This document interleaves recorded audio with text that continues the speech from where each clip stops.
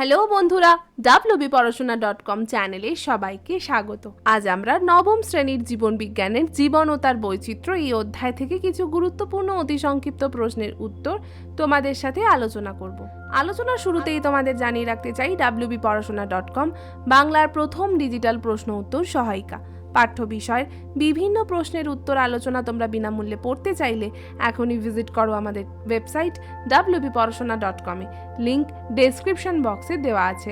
আর তোমরা যারা WhatsApp use করো তাদেরকে বলছি, তোমরা চাইলে আমাদের হোয়াটসঅ্যাপ চ্যানেলে জয়েন করতে পারো, তার লিঙ্কও ডেসক্রিপশন বক্সে দেওয়া রয়েছে।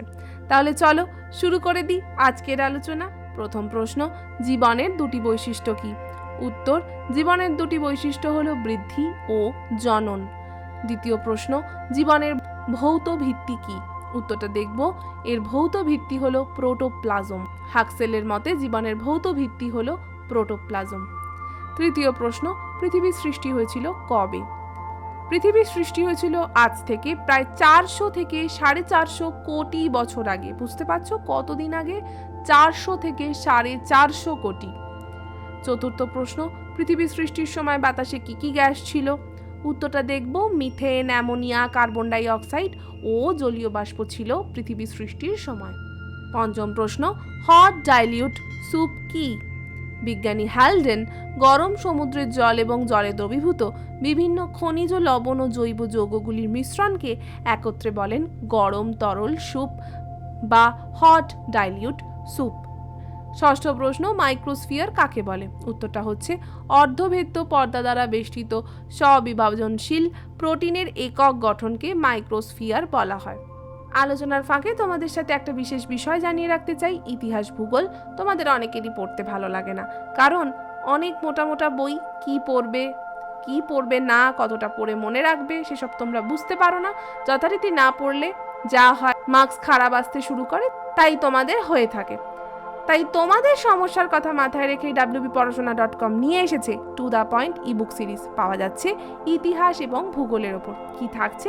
মাত্র 30 পাতার মধ্যে সমগ্র সিলেবাস। হ্যাঁ, তোমরা ঠিক শুনছো, মাত্র 30 পাতায় আমরা ইতিহাস এবং ভূগোলের সম্পূর্ণ সিলেবাসকে এনেছি।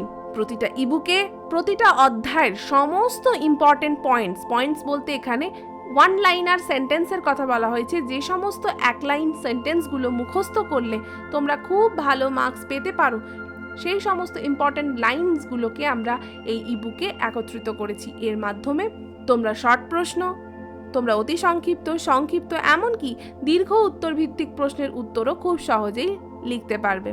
তাই আর দেরি না করে এখনই পারচেস করতে ডেসক্রিপশন বক্সে চলে যাও এবং সেখানে পেমেন্ট পেজে ক্লিক করলেই আমাদের পেমেন্ট পেজটা চলে আসবে। সেখানে পেমেন্ট কমপ্লিট করলেই 24 ঘন্টার মধ্যে ইবুকগুলি তোমাদের হোয়াটসঅ্যাপ অথবা ইমেল অ্যাকাউন্টে আমরা পাঠিয়ে দেবো। আর যদি আরও কিছু জানার থাকে তাহলে স্ক্রিনে আসা নাম্বারটাতে আমাদের সাথে কন্ট্যাক্ট করতে পারো। পরের প্রশ্ন, কেমোজেনি কাকে বলে? উত্তরটা হচ্ছে, ভালো করে শুনবে, সমুদ্রের উষ্ণ জলে methane, carbon monoxide, ammonia, cyanide ইত্যাদি সরল রাসায়নিক যৌগগুলি উচ্চ তাপ ও অতি বেগুনি রশ্মির প্রভাবে একক শর্করা, amino acid, fatty acid, nucleic acid ও অন্যান্য জৈব যৌগ সৃষ্টি করে। বুঝতেই পারছো, এগুলো প্রাণ সৃষ্টির এক একটা ভয়ঙ্কর উপাদান।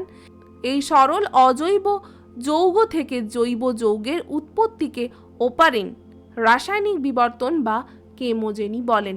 তোমাদের ক্লাসে তোমাদের এই অধ্যায়ের অত্যন্ত গুরুত্বপূর্ণ প্রশ্ন এটা, খুব ভালো করে বুঝবে এবং পরীক্ষায় খুব ভালোভাবে এইভাবেই লিখে আসবে, তাহলে দেখবে সম্পূর্ণ ফুল মার্কস পাচ্ছ।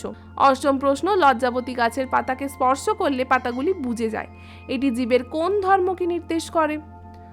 এটি জীবের উত্তেজনায় সাড়া দেওয়াকে বা উত্তেজিতা ধর্মকে নির্দেশ করে। নবম প্রশ্ন, মাইক্রোস্ফিয়ারের কথা প্রথম কে বলেন? উত্তরটা দেখব, সিডনি ফক্স মাইক্রোস্ফিয়ারের কথা প্রথম বলেন। দশম প্রশ্ন বা আজকের শেষ প্রশ্ন, প্রোটোসেল কি? উত্তরটা হচ্ছে, কোয়াজারভেট বা মাইক্রোস্ফিয়ারের সাথে নিউক্লিক অ্যাসিড যুক্ত হয়ে যে কোষ তৈরি হয়েছিল তাকেই বলা হয় প্রথম আদি কোষ বা বলে প্রোটোসেল। ভালোভাবে মনে রেখো, পরীক্ষায় কিন্তু বহুবার দেয়। আজকের এই অধ্যায়ের আলোচনা এখানেই শেষ করছি। কেমন লাগলো আজকের আলোচনা তা আমাদের কমেন্ট করে জানিও। ভালো লাগলে লাইক আর অনেক শেয়ার করো। তোমরা যারা এই অধ্যায় সম্পর্কিত আরও প্রশ্ন উত্তর পড়তে চাও তাদেরকে বলছি তারা প্লিজ আমাদের ওয়েবসাইট wbporashona.com ভিজিট করো। তার লিঙ্ক ডেসক্রিপশন বক্সে দেওয়া আছে।